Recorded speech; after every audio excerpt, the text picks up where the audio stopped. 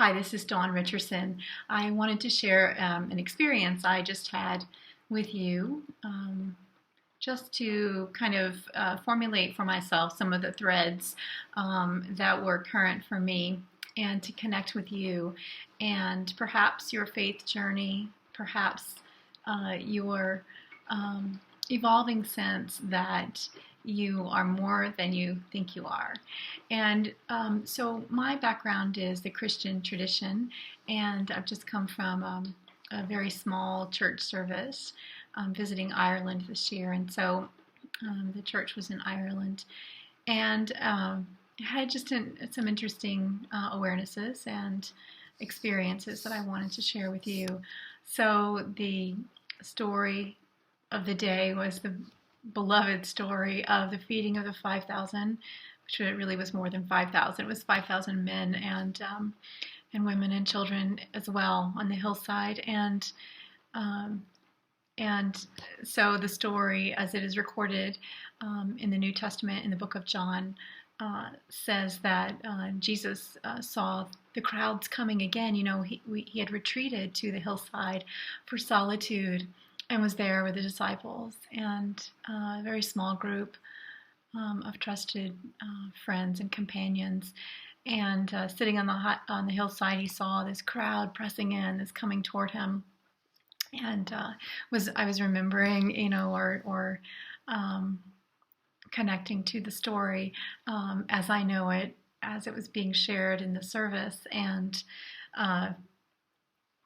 Jesus seeing the crowds pressing in, and the disciples being annoyed, and Jesus turning to Philip and saying, how will we feed these people? And Philip responding, as it's recorded in the narrative in the book of John. Philip responds, it'll take 6 months' wages to feed all of these people, and Andrew, Simon Peter's brother, says, well, there's a kid over here with some loaves and fishes, but that's all I see. And Jesus takes the loaves and fishes, and of course, most of us know the story of the feeding of the 5,000, and that there were 12 baskets left over after that miracle on the hillside near Galilee, near the shores of Galilee, actually around the mountainside there. And it's one of the miracle stories that I have a deep connection to, and I've written several poems with references to the 12 baskets, and I'll try to share one of those here. So as I was listening this morning and reflecting on that miracle story, and I was thinking of how this is so true in our lives, isn't it?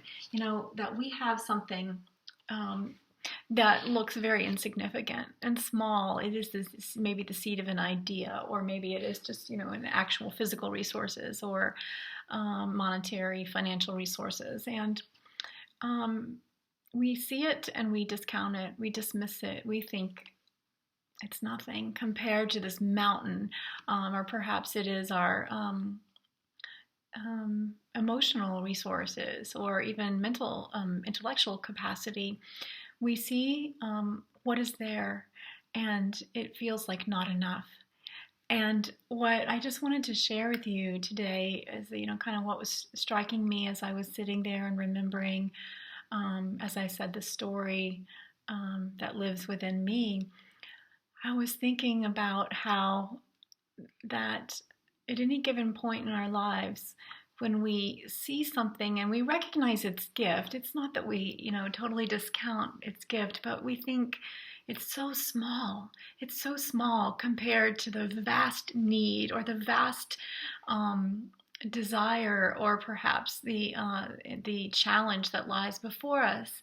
And so today, I just want to encourage you to see your fishes and loaves, and see what is there before you, and imagine those 12 baskets left over once the miracle has become reality.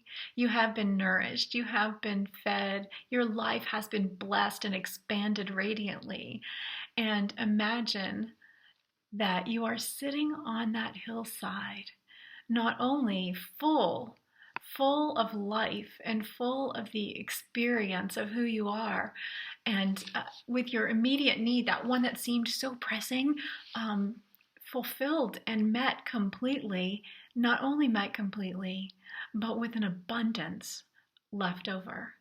So that is my dream and desire for your life and for my life and for our world, that we may live into the fullness of who we are, and that we may see the blessing multiplied with rivers of miracles flowing forth from our hearts.